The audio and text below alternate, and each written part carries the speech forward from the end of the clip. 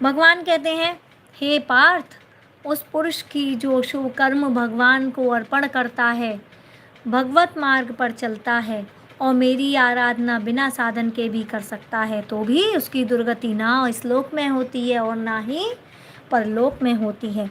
अगर वह योग से चलायमान भी हो जाए तो भी उसकी दुर्गति नहीं होती है। हे अर्जुन, योग भ्रष्ट हुआ मनुष्य पुण्यवान उत्तम लोक को जाता है।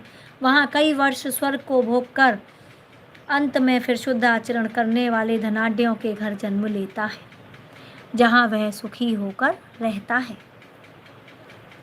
हे पार्थ, ऐसा योगी योगियों के कुल में जो ज्ञानवान भी हो और बुद्धिमान भी जन्म लेता है, इस प्रकार का अलौकिक जन्म संसार में दूसरों के लिए अति दुर्लभ है। परंतु भ्रष्ट योगी निसंदेह पंडितों के घर आता है। कैसे? हे कुरुनंदन, यह योगी पिछले जन्म के साधकों को किए हुए प्रभाव से दूसरे जन्म में फिर ज्ञान को प्राप्त करता है। उसकी बुद्धि उज्ज्वल होकर जागृत अवस्था में रहती है और वह फिर भगवत प्राप्ति के लिए अच्छी तरह शुद्धि से परिश्रम करता है और साधन भी करता है।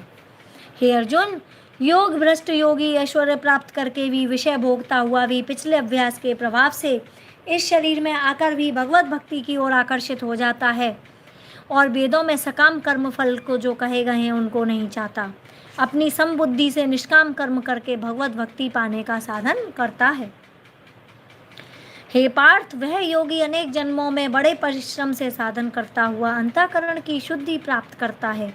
यत्न से अभ्यास करता हुआ अपने संपूर्ण पापों का नाश कर देता है। शुद्ध भाव से कर्म साधन करके परम गति को पाता है। हे अर्जुन, योगी तपस्वियों से श्रेष्ठ है।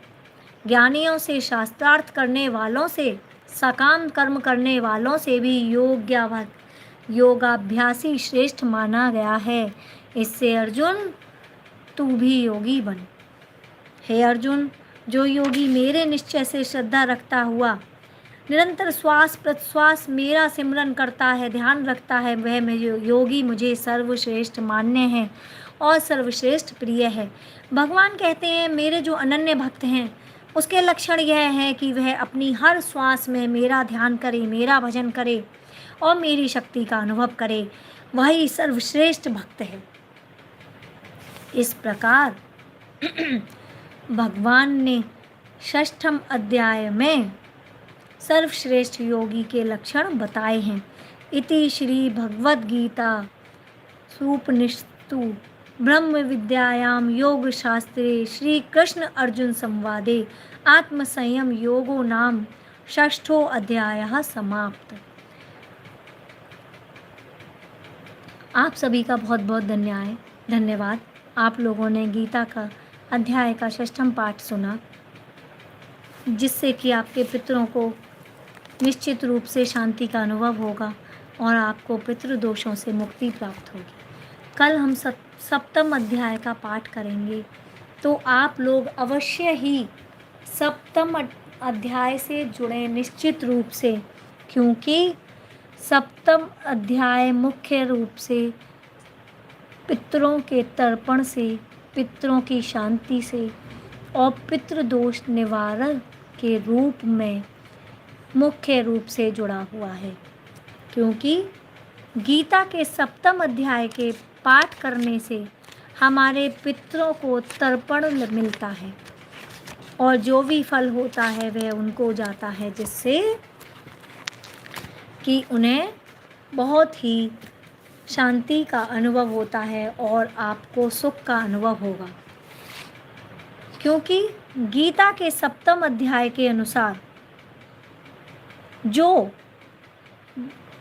भगवत गीता के 7ठम अध्याय का पाठ करता है उसको बहुत सारे फलों की प्राप्ति होती है, पितरों के लिए जो बहुत आवश्यक है।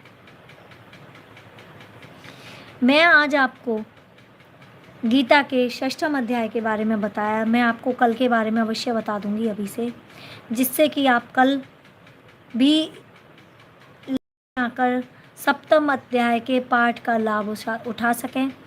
जो नियमित रूप से इसको पढ़ नहीं सकते उनको श्रवण से भी इसका बहुत अत्यधिक फल प्राप्त होगा।